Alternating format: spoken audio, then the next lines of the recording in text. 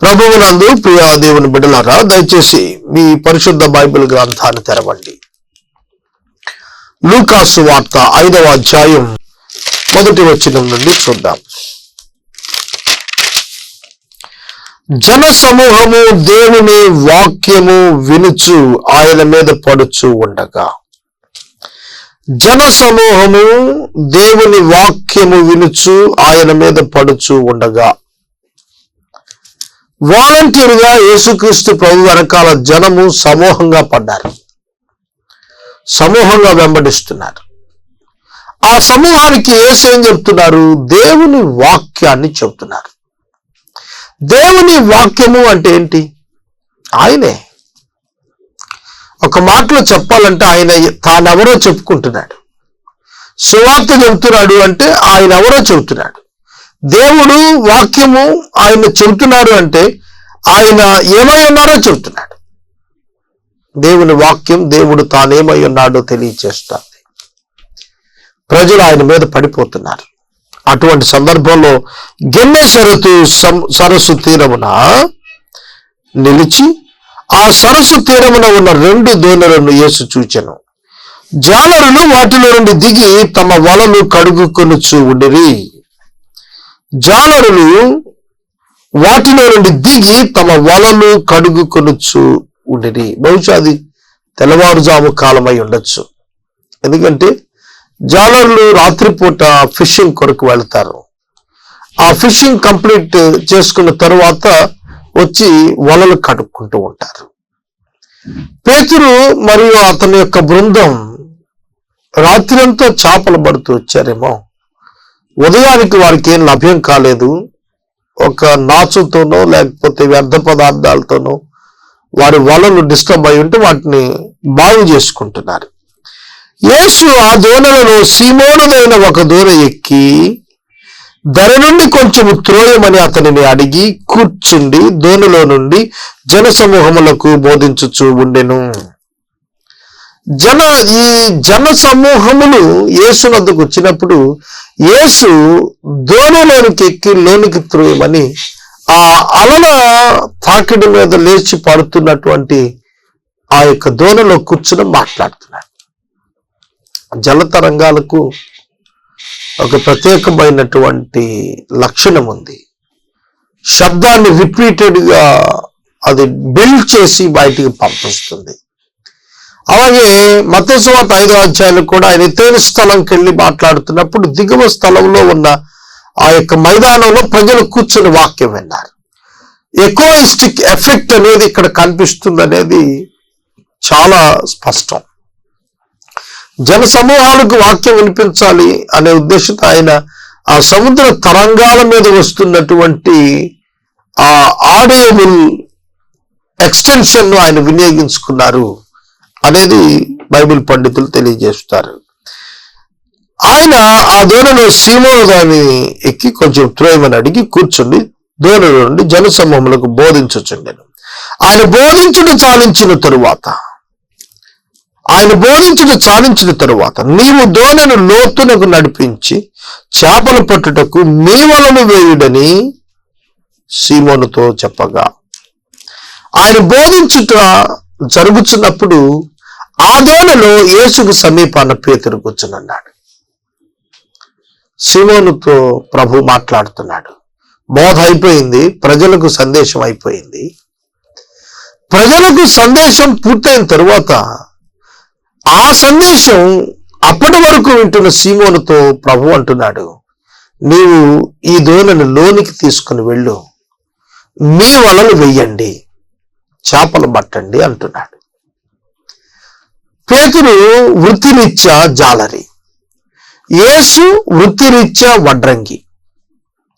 పేతురు నవ్వాలి, ప్రభువా మేము జాలరులం, సముద్రం యొక్క పరిస్థితులు మాకు తెలుసు, ఎప్పుడు చేప ఉంటుంది ఎప్పుడు ఉండదని మాకు తెలుసు. నీవు వృత్తిరీత్యా వడ్రంగివి, నీకు సముద్రం గురించి చేపల గురించి అంతగా తెలియదు. కానీ నీవు ఇప్పుడు లోపలికి లోతుగా తీసుకుని వెళ్ళి వలలు వేయమంటున్నావు. మేము రాత్రంతా వలలు వేశాం, కానీ ఏం ప్రయోజనం లేదు, ఇక్కడ ఏమి చేప దొరకలేదు అని చెప్పచ్చు. కానీ అలా చెప్పటం మనం ఇందులో చూడం. ఆ విధంగా చెప్పలేదు, కానీ ఏ విధంగా చెప్తున్నాడు? నీ మాట చొప్పున మేము వలలు వేస్తున్నాం అంటున్నాడు. యేసు బోధ ప్రారంభించాడు. ముందు యేసు దోణి ఎక్కిన వెంటనే ఈ మిరకల్ పెర్ఫార్మ్ చేయలేదు. యేసు దోణి ఎక్కిన వెంటనే పేతురు లోపలికి దోణి తీసుకెళ్ళు, నీ వల వేయి, చేపలు పడతాయంటే పడతాయి. కానీ ప్రభువు ఆ మిరకల్ పెర్ఫార్మ్ చేసే ముందు, పేతురుకు చేపలు పట్టమని ఆజ్ఞాపించడానికి ముందు బోధ చేశాడు. దేవుని వాక్యము యందలి విశ్వాసం, దేవుని వాక్యాన్ని నమ్మారు, దేవుని యొక్క కుమారుడైన యేసుక్రీస్తుని నమ్మారు. అదే అతడు సీమోను వ్యక్తపరుస్తున్నాడు. ఏలిన వాడా, రాత్రి అంతకి మేము ప్రయాసపడితేము గాని మాకేమీ దొరకలేదు, ఆయనను నీ మాట చొప్పున, అండర్లైన్ చేసుకోండి, మేము ప్రయాసపడుతున్న గాని మాకేమి దొరకలేదు, అయినను నీ మాట చొప్పున మేము వలలు వేస్తాము. ఎ గుడ్ డెసిషన్, ఒక మంచి తీర్మానం తీసుకున్నాడు సీమోన్. ఏమిటంటే, మన అనుభవాన్ని బట్టి కాదు, మనకు యొక్క ఎక్స్పీరియన్స్ని బట్టి కాదు, ఆయన మాటను బట్టి ఫలితాన్ని ఆశిస్తున్నాడు. ఆయన మాటకు లోబడటం ప్రధానమైనదిగా తను భావించాడు కనుక అంటున్నాడు, నీ మాట చొప్పున మేము వలలు వేస్తున్నాం అని ఆయనతో చెప్పాడు. ఇది జీవితంలో విజయ రహస్యం అండి. దేవుని మాట చొప్పున అనేది ఎప్పుడు మీ జీవితంలో మర్చిపోకూడదు. దేవుని మాట చొప్పున నేను ఈ పని చేయాలి, ఆ తాత్పర్యం మనకు ఉండాలి. మన మనస్సు ఎంతవరకు కూడా మన మాట నిలబడాలి, మన మాట గెలవాలి, మనం రుజువు అవ్వాలి, మనం గొప్పవారమని తెలియాలి, ఇట్లాంటి సంకుచిత ఆలోచనలతో నిండిపోయి ఉంటుంది. కానీ దేవుని యొక్క మనసు ప్రత్యేకమైంది. దేవుని యొక్క మనసు చాలా దివ్యమైనటువంటిది కనుక ఆయన మాట అంతే విలువైనటువంటిది. ఆ మాట చొప్పున జీవించడం మనం నేర్చుకున్నప్పుడు ప్రతికూల పరిస్థితుల మధ్య అనూహ్య రీతిలో దేవుని కార్యాలు మనం చూడగలుగుతాం. వారు ఆలోచన చేసి విస్తారమైన చేపలు పట్టిరి, అందుచేత వారి వలలు పిగిలిపోతూ ఉండగా ఉదయమునే వారు వలలు నడుక్కుంటున్నారు, ఒక్క చేప కనపడలేదు వాళ్ళకి. ఇప్పుడు ఇది టైం కూడా కాదు, అయినప్పటికీ అది ప్లేస్ కూడా కాదు చేపలకు. అయినప్పటికీ కూడా యేసు మాటలు చెప్పినప్పుడు ఒక దైవ సేవకుడు వాక్యం చెబుతున్నాడు, ఆ ప్రాంతంలో ఉన్న చేపలన్నీ పోటీ పడి ఈదుకుంటూ వచ్చి మరీ ఆ వలలో ఇరుక్కున్నాయట. నేనుంటాను. సృష్టి ఆయన మాటకు లోబడుతుంది అని ఆ దైవ సేవకుడి ఉదాహరణ చెబుతూ ఈ మాటలు అన్నాడు. దేవుని యొక్క కుమారుడిని యేసుక్రీస్తు ప్రభువు వారి యొక్క మాట చొప్పున ఎప్పుడైతే పేతురు వలలు ఆ యొక్క లోతునకు తీసుకుని పోయి వేశాడు, అచ్చట విస్తారమైనటువంటి చేపలు ఆ వలలో చిక్కుకున్నాయి. ఎంతగా విస్తారమైనటువంటి చేపలు వచ్చాయంటే అతని దోణి నిండిపోగా ఇంకా వలలో చేపలు అట్లుండిపోయాయి. చేపలు చెరువుల్లో పట్టేటప్పుడు మీరు వెళ్ళి చూస్తే మీకు అర్థం అవుతుంది. ఆ చెరువులు లోపల ఆ వల లాగినప్పుడు ఆ వలలో విస్తారమైనటువంటి చేపలు, వాటిని ఎప్పుడు బయటికి తీయాలంటే వాళ్ళు దాన్ని అనుకూలం చేసి బయటపడుతూ ఉంటారు. ఇది సరస్సు. ఆ యొక్క ప్రత్యేకమైనటువంటి సమయంలో ప్రభువు మాట చొప్పున విస్తారంగా పడిన ఆ చేపల సమూహంకు పేతురు యొక్క దోణి చాలలేదు. వారు సన్నలు చేశారంట, ఇతరులను తమకు సహాయం చేయాలని వేరొక దోణిలో ఉన్న వాళ్లకు సన్నలు చేశారు. వాళ్ళు కూడా వచ్చారు, 2 దోణులు చేపలతో మునిగేటట్టుగా నింపేశారు. ఆలోచించండి ఈ సన్నివేశం. 2 దోణుల చేపలున్నాయి. ఒక కమర్షియల్ మ్యాన్, ఒక బిజినెస్ మ్యాన్, ఒక వ్యాపారస్తుడు ఎట్లా లెక్కలేస్తాడండి? ఒకవేళ ఆ దోణిలో ఒక్కొక్క దోణిలో 3000 చేపలు బండి అనుకోండి, ఒక 6000 చేపలు అవుతాయి. పెద్ద సైజు చేపలు అయితే పోనీ ఒక 1000 చేపలు అనుకోండి. ఒక చేప వెంటనే ఎస్టిమేట్ వేసేస్తాం, 100 రూపాయలు చొప్పున వేసుకున్న 1,00,000 రూపాయలు వచ్చేస్తాయని. చూడండి, ఖాళీగా ఉన్న దోణి ఇప్పుడు దేని చేత నింపబడింది? 2 దోణెల చేపలు వచ్చాయి. కానీ పేతురు ఏం చేస్తున్నాడు ఇక్కడ మీరు చూస్తే ఆశ్చర్యం కలుగుతుంది. ప్రభువా, పాపాత్ముడనయ్యా, నన్ను విడిచి వెళ్ళిపోమని యేసును బ్రతిమలాడుకుంటున్నాడు. అయ్యా, నీవు ఈ 2 దోణెల చేపలు ఇచ్చావు, ఇప్పుడే బోధ చేశావు, దేవుని వాక్యం చెప్పావు, దేవుని వాక్యం చెబుతున్నంతసేపు నీవే ఆ వాక్యము అని నేను తెలుసుకునేటట్లు ఇదిగో 2 దోణెల చేపలు ఇచ్చావు. పరిశుద్ధుడైన దేవుని సన్నిధిలో నిలిచేటువంటి భాగ్యము లేని పాపాత్ముడనయ్యా, నన్ను విడిచి వెళ్ళిపో ప్రభువా అని బ్రతిమలాడుతున్నాడు. అదే పశ్చాత్తాపం అంటే. తన నిజస్వరూపం చూచుకున్నవాడు దేవుని ఎదుట తలెత్తలేడు. సుంకరి ప్రార్థన అదే కదా.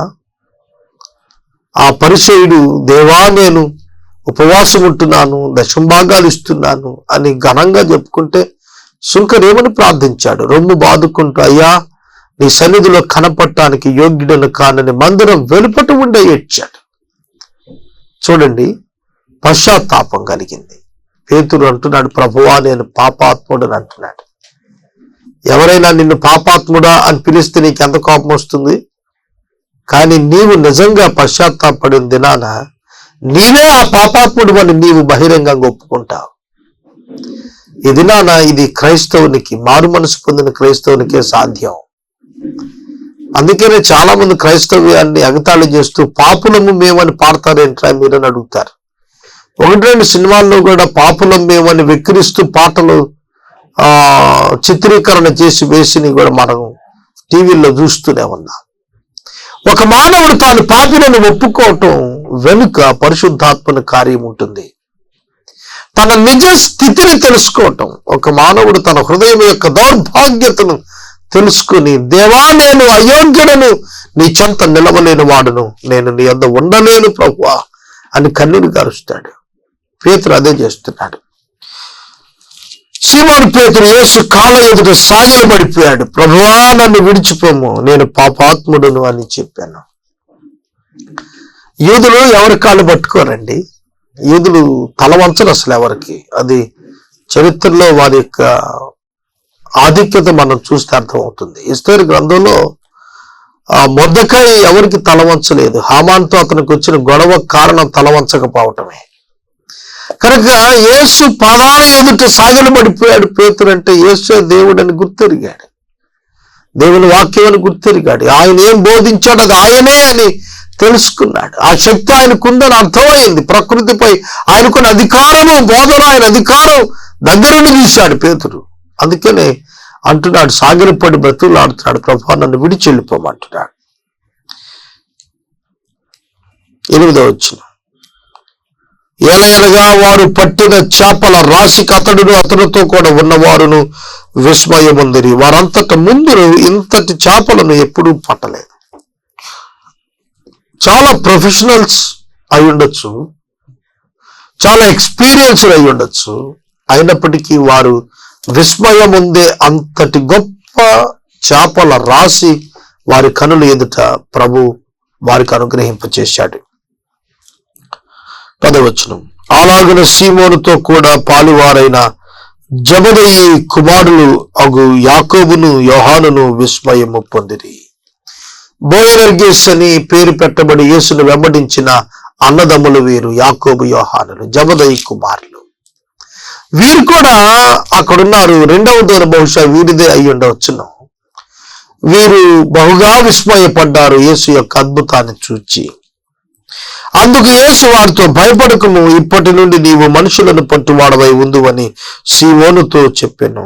భయపడకుము అనే పదం 365 పర్యాయాలు బైబిల్లో రాసింది. రోజుకొకసారి, సంవత్సరంలో 365 రోజులు చొప్పున రోజుకొకసారి భయపడవద్దనే వాగ్దానం దేవుడు మానవ జాతికి ఇస్తూనే వచ్చాడు. భయపడకము, భయపడకము, ఇప్పటి నుండి నీవు మనుషులను పట్టువాడవై ఉంటావని సీమోనుతో చెప్తున్నాడు. చేపలు పడుతూ వచ్చిన సీమోను మనుషులను పట్టబోతున్నాడు.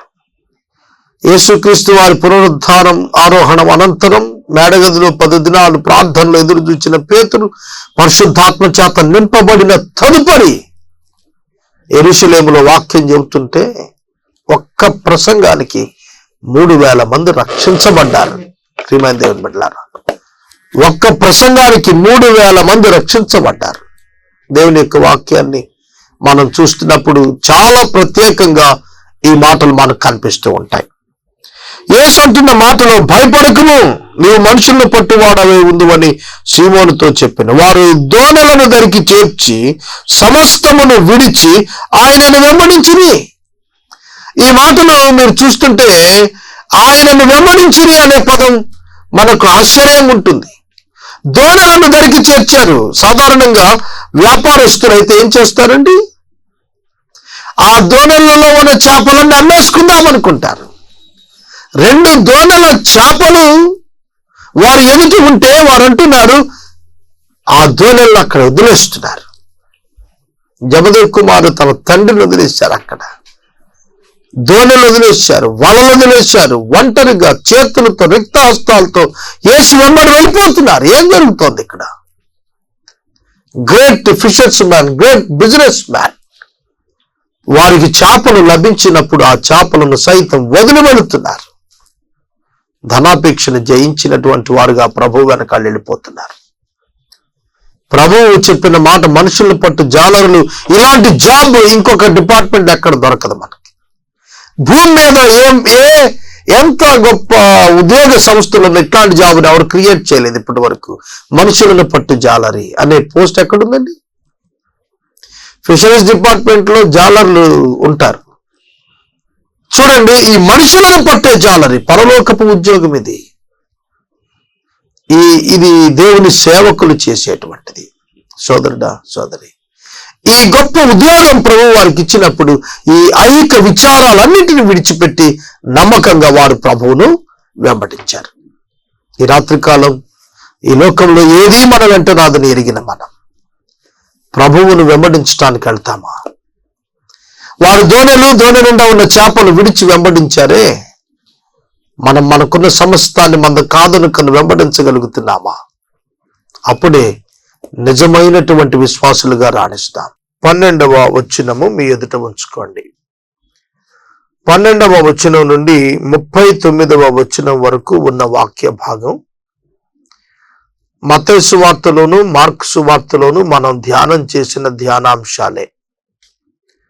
ఒక్క సుంకరి అయిన లేవీని తన సేవార్థం పిలిచిన పిలుపు నిమిత్తం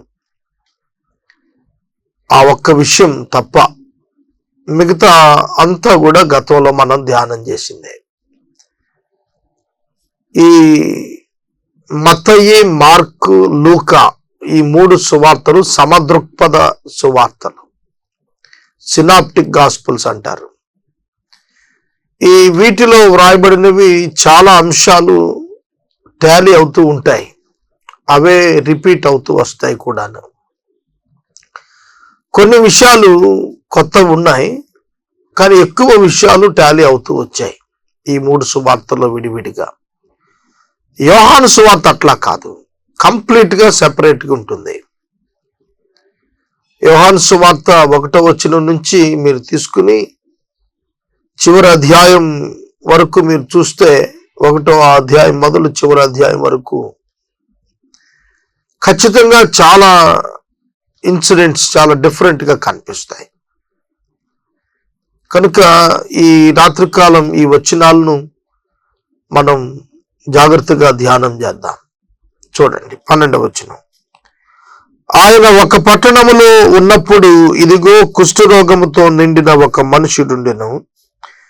వాడు యేసును చూచి సాగిలపడి, ప్రభువా, నీకిష్టమైతే నన్ను శుద్ధినిగా చేయగలవని ఆయనను వేడుకొనెను.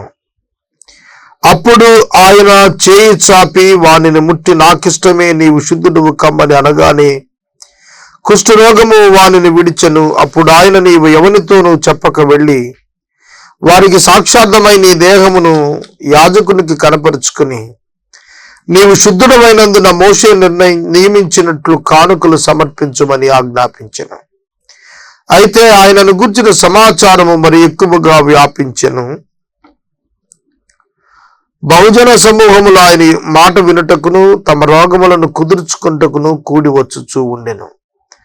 ఆయన ప్రార్థన చేయుటకు అరణ్యములోనికి వెళ్ళుచూ ఉండెను. లూకా ఒక వైద్యుడు మాత్రమే కాదు, చాలా జ్ఞానం కలిగిన వాడు.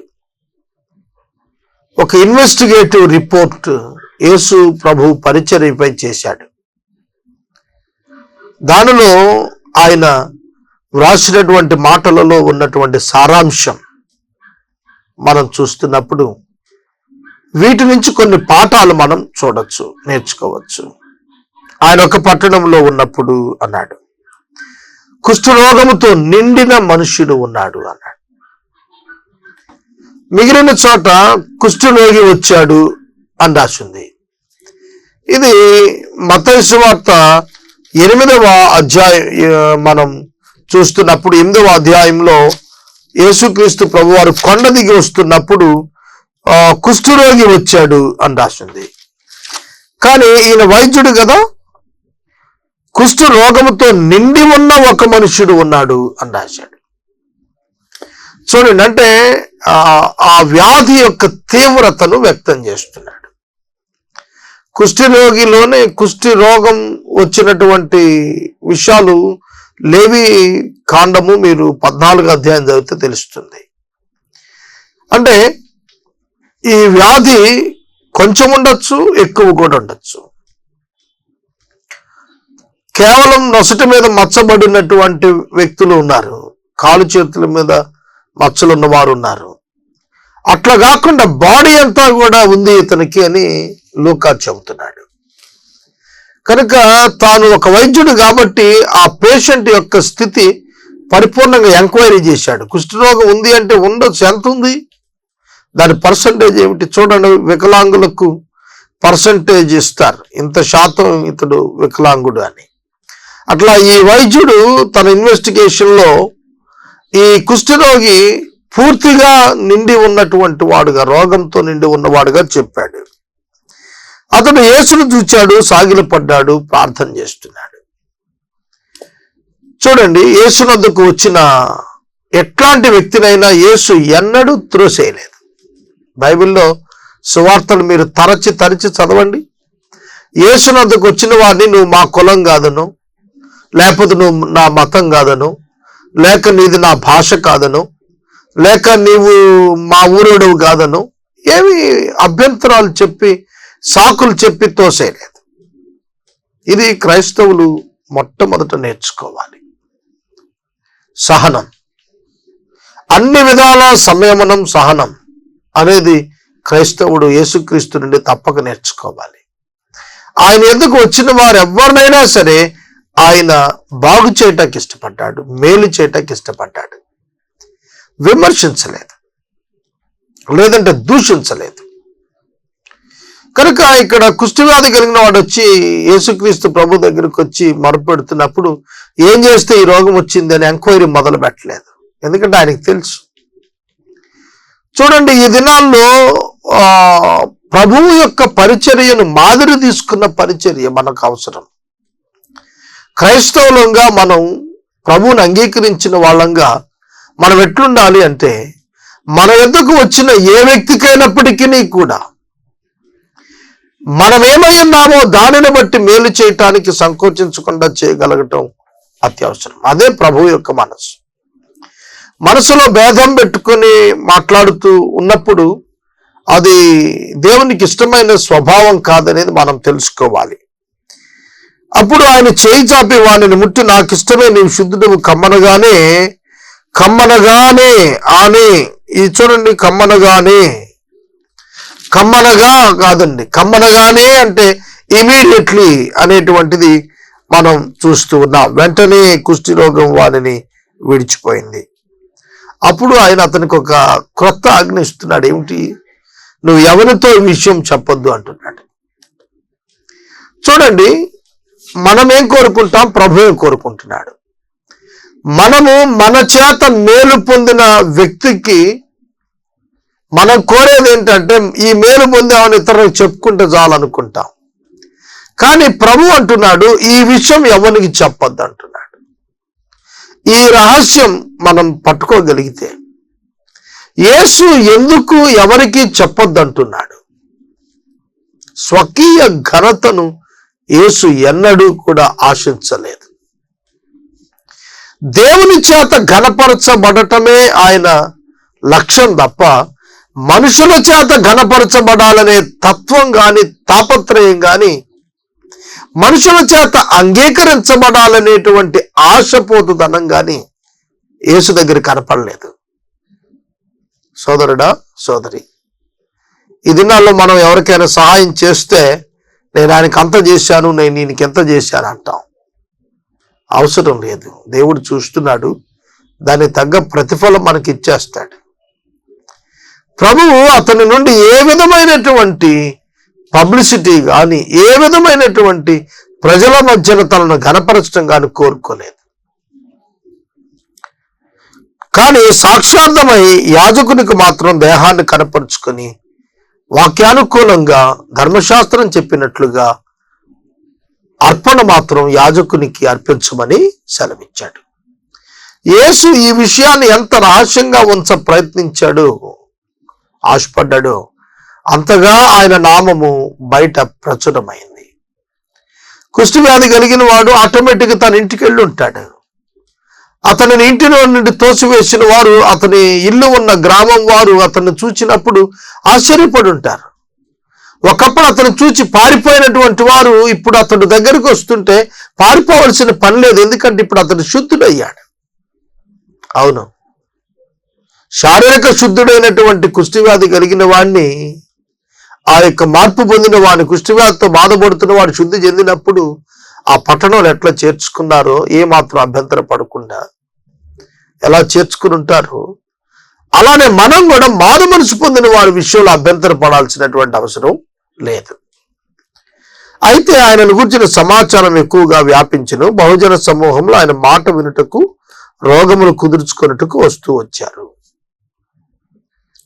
యేసు మాటలు వినటానికి అనేకులు వచ్చారట. ఇక్కడ నేను విషయాన్ని చెప్పాలనుకుంటున్నాను. మీరిచ్చే సాక్ష్యం,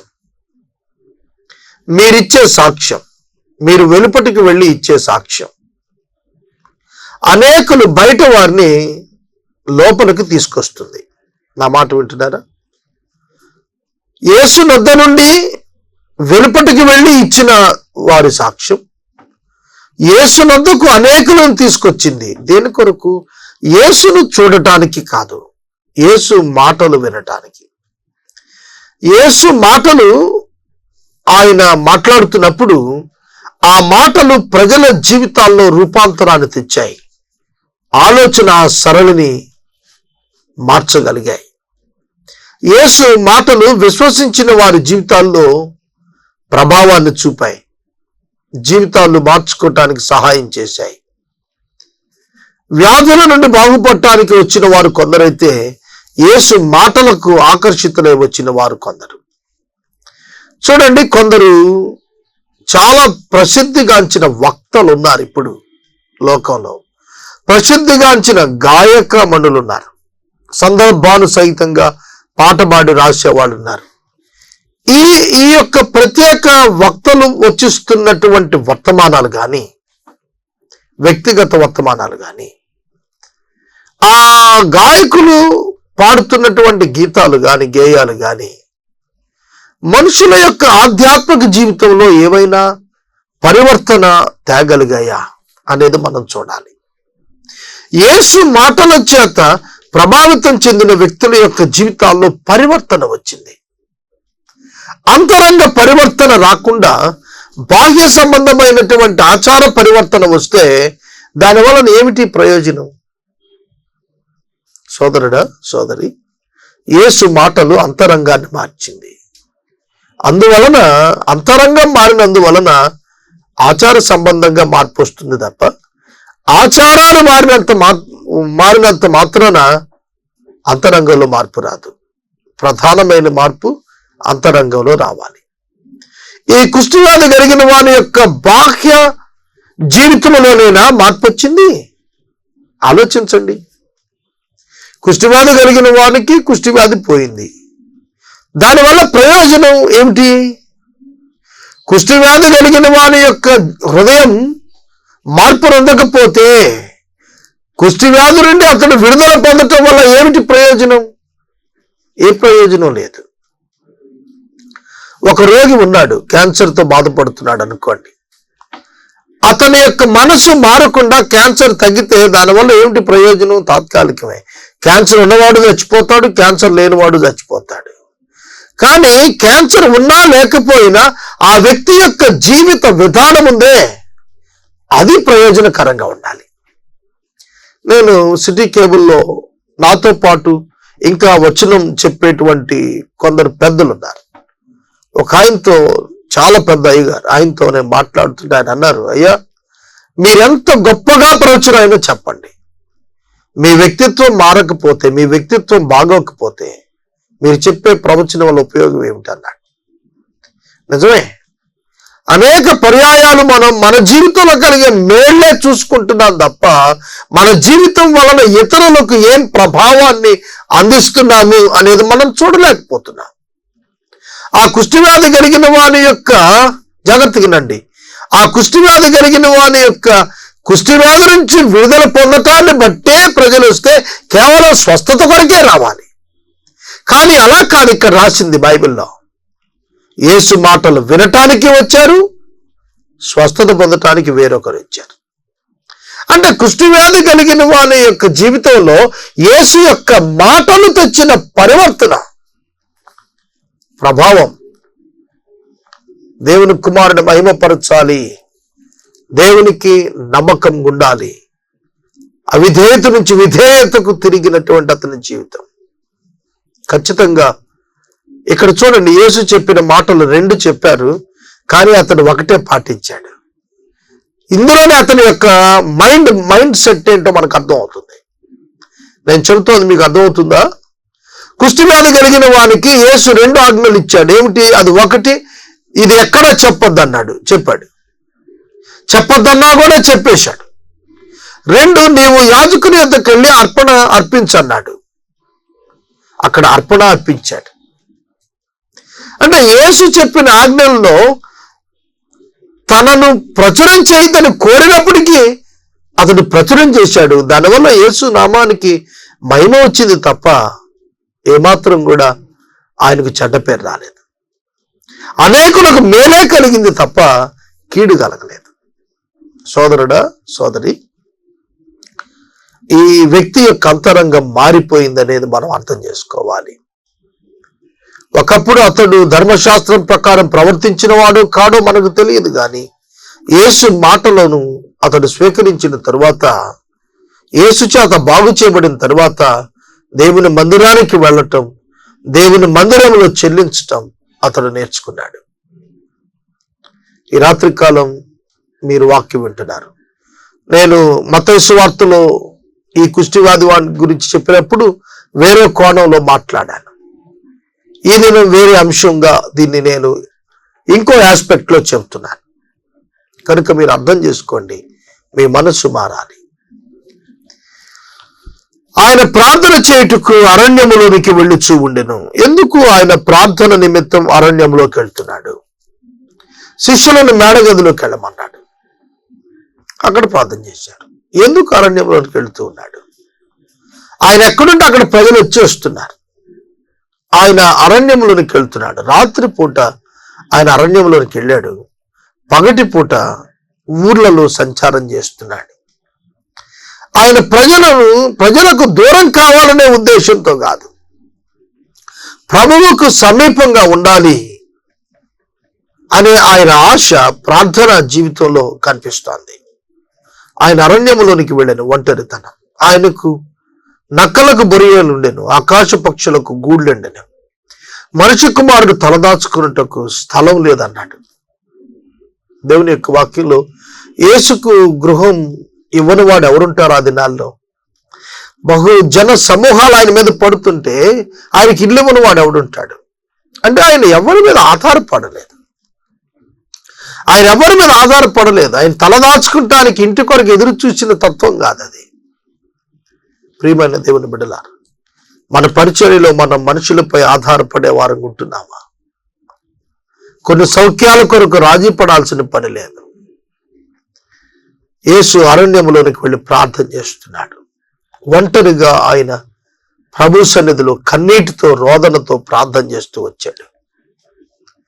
ఆయన తనను తాను పరిశుద్ధుడైన, నీతిమంతుడైన, న్యాయవంతుడైన దేవునికి తను తాను అప్పగించుకుంటూ వచ్చాడు.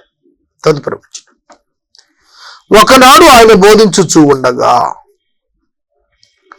గలిలయ యూదయ దేశంలో ప్రతి గ్రామము నుండి యెరూషలేము నుండి వచ్చిన పరిసయ్యులు, ధర్మశాస్త్రోపదేశకులు కూర్చుని ఉండగా ఆయన స్వస్థపరిచినట్లు ప్రభు శక్తి ఆయనకుండెను. ఇదిగో కొందరు మనుషులు పక్షవాయువు గల ఒక మనిషిని మంచం మీద మోసుకుని వచ్చి ఆయన ఎదుట ఉంచుటకు యత్నము చేసిరి గాని జనులు గుంపు కూడి ఉన్నందున వారిని లోపలికి తెచ్చుటకు వల్ల పడకపోయిను.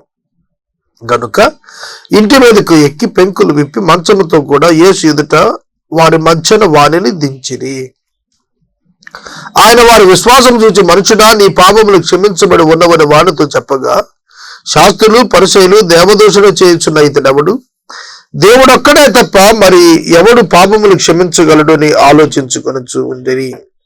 యేసు వారి ఆలోచనలు ఎరిగి, మీ హృదయంలో ఏం ఆలోచిస్తున్నారు? నీ పాపములు క్షమించబడి ఉన్నవని చెప్పుడు సులభమా? నీవు లేచి నడువమని చెప్పుడు సులభమా?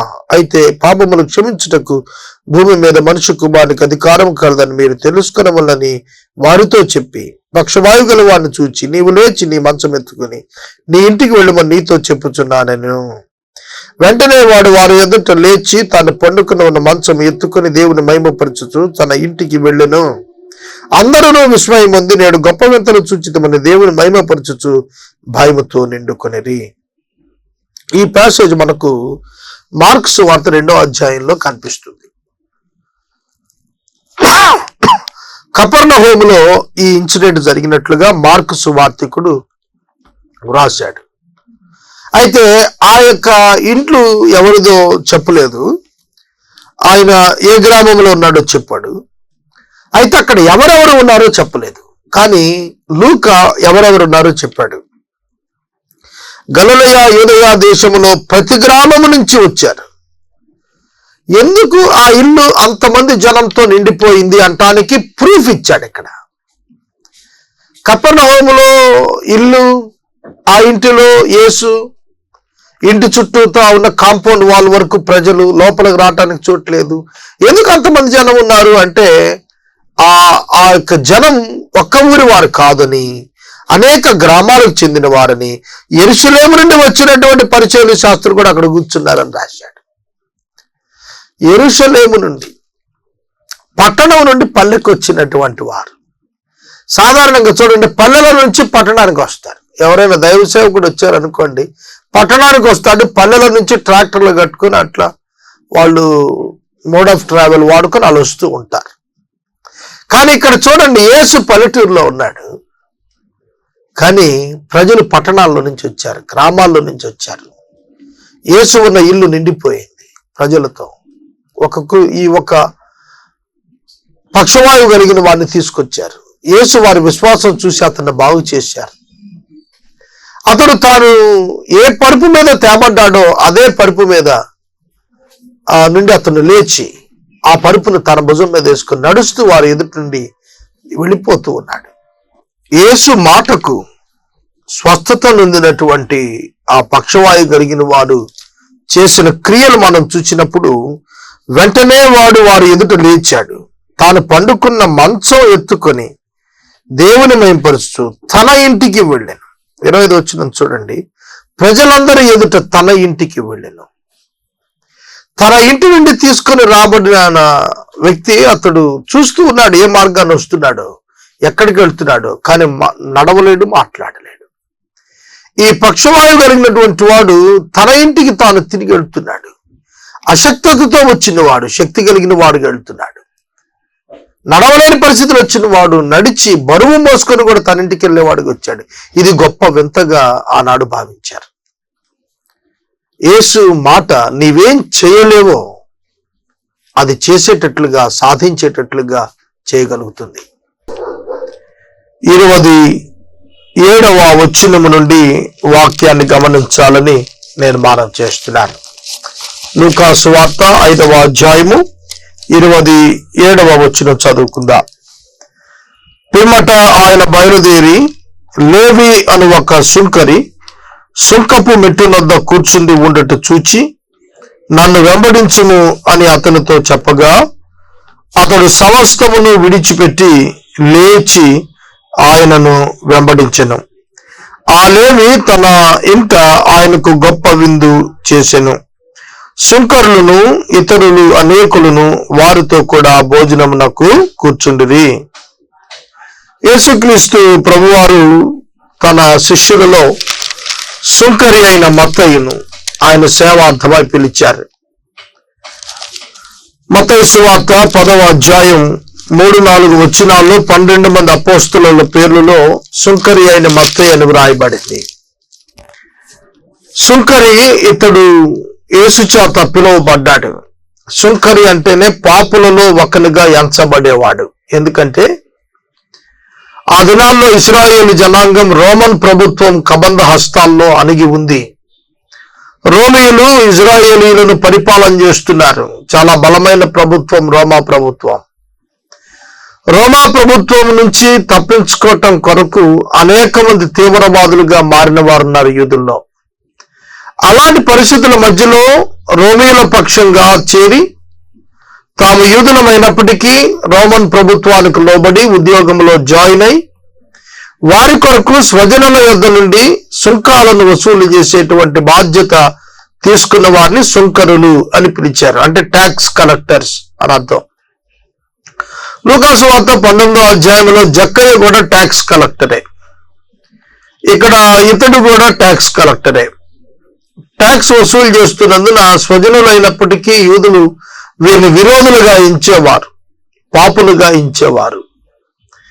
అటువంటి వ్యక్తిని యేసు ప్రభు తన సేవ కొరకు పిలిచారు. 12 మందిలో ఒకనిగా అతనికి ఆధిక్యతనిచ్చారు. పాపులను పిలవటానికి యేసుక్రీస్తు ప్రభు ఈ లోకానికి వచ్చారనేటువంటిది చాలా తేటగా వ్రాయబడింది. లూకా సువార్త 19వ అధ్యాయం 10వ వచనంలో పాపులను రక్షించుటకు మనిషి కుమారుడి లోకానికి వచ్చాడని చాలా తేటగా ప్రభు స్వయంగా మాట్లాడుతున్నారు. అంతేకాకుండా లూకా సువార్త 5వ అధ్యాయంలోనే ప్రభు చెప్పారు, నేను నీతిమంతులను పిలువ రాలేదు గాని పాపులను పిలువ వచ్చి తిని అని వారితో ఆయన మాట్లాడారు. ఎప్పుడైతే లేవీని ప్రభు సేవకు పిలిచారో వెంటనే అతడు తన సమస్తాన్ని విడిచిపెట్టాడు. సమస్తమును విడిచిపెట్టాడు, లేచి ఆయనను వెంబడించాడు. మార్క్స్ వార్త 10వ అధ్యాయం 17వ వచనం నుండి ధనవంతుడైన యవనస్తుని మనం చాలా పర్యాయాలు జ్ఞాపకం చేసుకున్నాం. ధనవంతుడైన యవనస్తుడు తన యొక్క ఆస్తిని విడిచి రావటానికి, అది అమ్మి ప్రభు చెప్పినట్లు పేదలకు ఇచ్చి యేసును వెంబడించడానికి అతనికి ఇష్టం కలగలేదు, వెనక్కి తిరిగి వెళ్ళిపోయాడు. ఈ ట్యాక్స్ కలెక్టర్, ఈ యొక్క లేవి గోత్రికుడైనటువంటి వ్యక్తి ప్రభువు పిలవగానే సమస్తాన్ని విడిచిపెట్టాడు.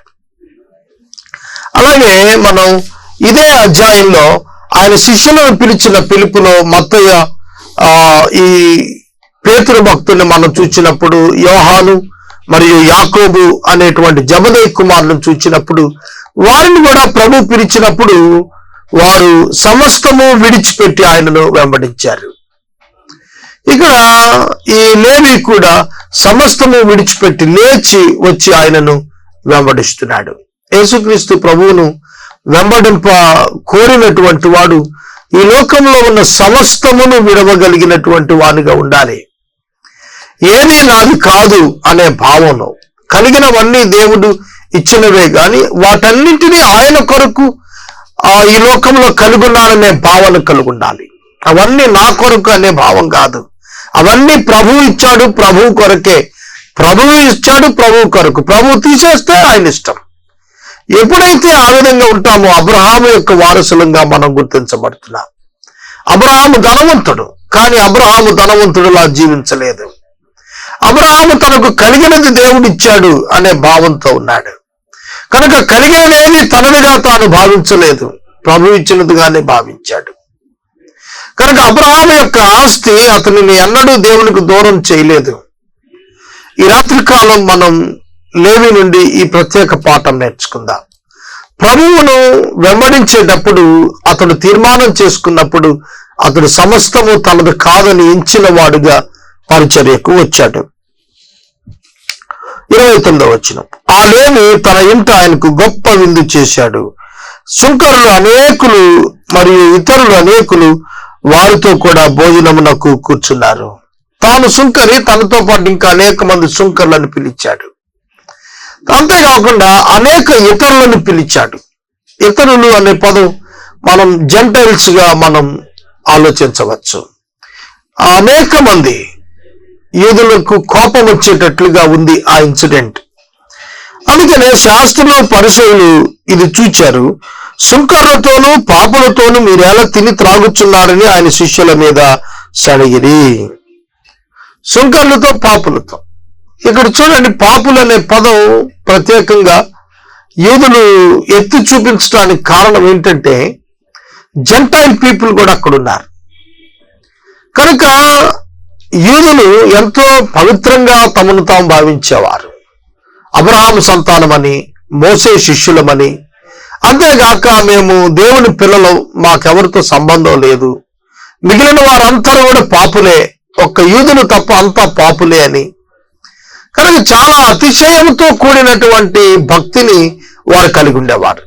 అట్లాంటి పరిస్థితుల మధ్య వారు అడుగుతున్నారు, మీరు సుంకర్లతో పాపులతో మీరు ఎందుకు భోజనం చేస్తున్నారు అని శిష్యుల మీద సనుక్కున్నారు. అందుకు యేసు, రోగులకే గాని ఆరోగ్యం గల వారికి వైద్యుడు అక్కరలేదు. రోగులకే గాని ఆరోగ్యం గల వారికి వైద్యుడు అక్కరలేదు. యేసు ప్రభు స్వయంగా ఈ మాట ఎందుకు చెబుతున్నాడంటే, నీతిమంతులను నేను పిలవటానికి రాలేదు, ఆరోగ్యమున్న వానికి వైద్యులతో పనేమిటి? రోగమున్నటువంటి రోగికి వైద్యులతో పని, వైద్యునికి రోగితో పని. కనుక నేను వైద్యులను, ఈ పాపపు రోగము చేత ఉన్నవారు, వీరిని బాగు చేయటానికి నేను వచ్చాను. కనుక వీరికి నాకు సంబంధం ఉంది కాబట్టి వీరు నాతో కలిసి భోజనం చేస్తూ ఉన్నారు. అదే ప్రభు చెబుతున్నాడు అక్కడ. నేను పాపులను పిలవటానికి వచ్చాను, నీతిమంతులను పిలవటానికి రాలేదు. రోగులకు వైద్యుని అవసరం ఉంది అనేది చెబుతున్నాడు. 32వ వచనం. మారు మనసు పొందుటకై నేను పాపులను పిలువవచ్చు తిని గాని నీతిమంతులను పిలువ రాలేదని వారితో చెప్పెను. వారు ఆయనను చూచి, యోహాను శిష్యులు తరచూ ఉపవాసం చేయుదురు, అలాగే పరిసయ్యుల శిష్యులు కూడా ఉపవాసం చేయుదురు, కానీ నీ శిష్యులు తిని త్రాగుచున్నారే అని చెప్పిరి. తిని త్రాగుచున్నారే అని చెప్పిరి. ఇక్కడ ద్రాక్షారసం, ఇది మద్యం కాదు, ద్రాక్షారసం అని గుర్తుపెట్టుకోండి. ఈ కాన్సన్ట్రేటెడ్ వైన్, ఒక గ్రేప్ వైన్ వరకే దీనిని మనం తీసుకోవాలి. It's not the alcohol. మద్యం విక్రింతల పాలు చేస్తుంది అన్నాడు సామెతల గ్రంథకర్త, ప్రసంగి అయిన సొలొమోను. ఇది మద్యం కింద వర్ణించబడలేదు, ఇది ద్రాక్షారసంగా వర్ణించబడింది. ఇది ప్యూర్ గ్రేప్ వైన్ అంతవరకే తప్ప ఇది మద్యంగా వారు తీసుకోవటం లేదు. దీన్ని అడ్డం పెట్టుకొని రోజు తాగేస్తానంటే కుదరదు విశ్వాసి. లేదంటే నేను ఇటలీ నుంచి వచ్చిన గ్రేప్ వైన్ తాగుతానంటే కుదరదు. దేవుని యొక్క వాక్యంలో ఇది ఈ జూయిష్ పీపుల్ యొక్క ట్రెడిషన్. వారు ద్రాక్షారసం భోజనంలో సర్వ్ చేయటం అనేది ఇట్ ఇండికేట్స్ ద ఆనర్. అది ఒక గౌరవప్రదమైనటువంటిదిగా అది నన్ను భావించేవారు. కాబట్టి ఆ రోజున యేసుక్రీస్తు ప్రభు వారి శిష్యులు ద్రాక్షారసం తాగారు కాబట్టి ఇవాళ నేను కూడా తాగుతానని మొదలు పెట్టాల్సిన పనేం లేదు. చూడండి, ఇక్కడ ప్రభు శిష్యులు గుర్చి ప్రభువును వాళ్ళు అడుగుతున్నారు. శాస్త్రులు, పరిసయ్యులు శిష్యులు కూడా ఉపవాసం చేస్తారు, యోహాను శిష్యులు కూడా అప్పుడప్పుడు ఉపవాసం చేస్తున్నారు. మరి నీ శిష్యులు అంటే తిని తాగుతున్నారు అంటే యేసు శిష్యులు ఉపవాసం చేయటం లేదు, యేసు శిష్యులు ఉపవాసం చేయటం లేదు. అది వారి మీద మోపబడిన నింద. అంటే ఆధ్యాత్మిక పరమైన ఆచార సంబంధమైనటువంటి కార్యాలు వారి జీవితంలో కనబట్టలేదు ఏమిటి? ఇది ఈ పరిచయులు అడుగుతున్నటువంటి ప్రశ్న, శాస్త్రులు అడుగుతున్న ప్రశ్న. అందుకు యేసు, పెండ్లి కుమారుడు తమతో ఉన్నంత కాలము పెండ్లి ఇంటి వారి చేత మీరు ఉపవాసము చేయింపగలరా? పెళ్లి కుమారుడు వారి వద్ద నుండి కొనిపోబడి దినములు వచ్చును, ఆ దినములలో వారు ఉపవాసము చేతురని వారితో చెప్పెను. పెళ్లి కుమారుడు అంటే ఎవరిక్కడ? యేసుక్రీస్తు ప్రభు వారు. పెళ్లి కుమార్తె ఎవరు? వధువు సంఘం సిద్ధపరచబడబోతుంది, సిద్ధపడుతూ ఉంది. కనుక పెళ్లి కుమారుడు ఎంత ఉన్నాడు అని యేసు మాట్లాడుతున్నారు తనను గుర్చి. తాను వారి మధ్యన ఉన్నంత కాలం వారు సంతోషంగా ద్రాక్షరసం తాగుతారు. ఆయన ఆఖరి రాత్రి భోజనం పస్కా విందులో చాలా స్పష్టంగా చెప్పాడు, ఇది మొదలుకొని నేను మరలా ప్రత్యక్షమయ్యే వరకు కూడా ఈ ద్రాక్షారసం నేను ముట్టను అన్నాడు. కనుక ఇక్కడ శిష్యులు యేసుతో ఉన్నారు కనుక వారు దేవుని యొక్క సన్నిధిని, దేవుని యొక్క వాక్యమును డైరెక్ట్ గా ప్రభువు నుంచి పొందుతున్న కాలం అది. ఆయన అగుపడని కాలంలో వారు ఉపవాసం చేస్తారని యేసు స్పష్టం చేస్తూ ఉన్నాడు. ఆయన వారికి ఒక ఉపమానం చెప్పారు. ఎట్లనగా, ఎవడను పాత బట్టకు కొత్త గుడ్డ మాసిక వేయడు, వేసిన ఎడల కొత్తది పాత దానిని చించివేయను. అదేనుగాక కొత్త దానిలో నుండి తీసిన ముక్క పాత దానితో కలియదు. ఇక్కడ కొత్త పాత అనేటువంటి విధానం వస్త్రంతో చెబుతున్నప్పుడు మ్యాచ్ కానటువంటి పరిస్థితి. పాత క్రొత్త, పాత వస్త్రం నూతన వస్త్రం. పాత వస్త్రానికి నూతన వస్త్రాన్ని మాసిక వేస్తే పాత వస్త్రాన్ని నూతన వస్త్రం చించేస్తుంది. చూడండి, ఈ టాలీ కావటం లేదు, ఈ రెండు వస్త్రాలు ఒక చోట పొసగటం లేదు. పైన యోహాను శిష్యులు పాత నిబంధన గ్రంథముకు చెందిన వారు, పరిసయ్యుల శిష్యులు పాత నిబంధన గ్రంథము యొక్క ఆచారములు ఉన్నవారు. కానీ యేసు శిష్యులు కొత్త నిబంధన యొక్క అనుభవాన్ని వారు రుచి చూస్తున్నటువంటి వారు. కనుక ఈ రెండు మ్యాచ్ కావటం లేదనేది మీరు అర్థం చేసుకోండి అని చెబుతూ వచ్చాడు. అంతేకాదు, ఎవడను పాత తిత్తుల్లో కొత్త ద్రాక్షారసం పోయాడు, పోసిన కొత్త ద్రాక్షారసం పాత తిత్తులను పిగిల్చేట్లు చేస్తుంది, రసము కారిపోతుంది, తిత్తులు పాడైపోతాయి. అయితే కొత్త ద్రాక్షారసం కొత్త తిత్తుల్లోనే పోయాలి, క్రొత్త ద్రాక్షారసం క్రొత్త తిత్తుల్లోనే పోయాలి అన్నప్పుడు నూతన నిబంధన బోధ మారు మనసు పొందిన హృదయాలకి సంబంధించినటువంటిది అనేది స్పష్టం చేశాడు. తర్వాత పాత ద్రాక్షారసం తాగిన వెంటనే కొత్త దానిని కోరువాడు అవడం లేడు, పాతదే మంచిదని అనుకును అని చెప్పాను. యేసుక్రీస్తు ప్రభువు వారి యొక్క బోధ ఉంది చూశారు, అది పాత నిబంధన గ్రంథంలో ఏది చెప్పాడో కొత్త నిబంధనలో కూడా అదే కంటెంట్, కాన్సెప్ట్ కంటిన్యూయేషన్. ఇదేం కొత్తదేం కాదు. యేసు ప్రభువు చెబుతూ వచ్చినటువంటిది ఆజ్ఞలలో ఏదైతే యేసు యొక్క దేవుని యొక్క ఉద్దేశాలు ఉన్నాయో వాటినే మరింతగా యేసు ఈ లోకానికి తెలియచేశారు. అక్షరార్థంగా మరల్చుకున్నటువంటి వారికి అవి వ్యత్యాసంతో భిన్నంగా కనిపిస్తూ ఉన్నాయి. కానీ యేసుక్రీస్తు ప్రభువారు చెప్పినటువంటి ప్రత్యేకమైనటువంటి మాటలు మనం చూస్తున్నప్పుడు ఈ పాతదే మంచిది అని అనుకుంటారు అని అన్నాడు. క్రొత్త దానిని ఎవడు కోరుకునేవాడు ఉండడు అని. యేసయ్య యొక్క బోధ ఎల్లవేళలో కూడా మంచిది. మోషే బోధించిన దాన్ని యేసు ఎన్నడూ కొట్టివేయలేదు. మోషే బోధించిన దాన్ని యేసు స్థిరపరిచాడు, ఉద్దేశాలను స్థిరపరిచాడు, అక్షరాన్ని స్థిరపరచలేదు ప్రభువు, దాని వెనక ఉన్న అర్థాన్ని స్థిరపరిచాడు.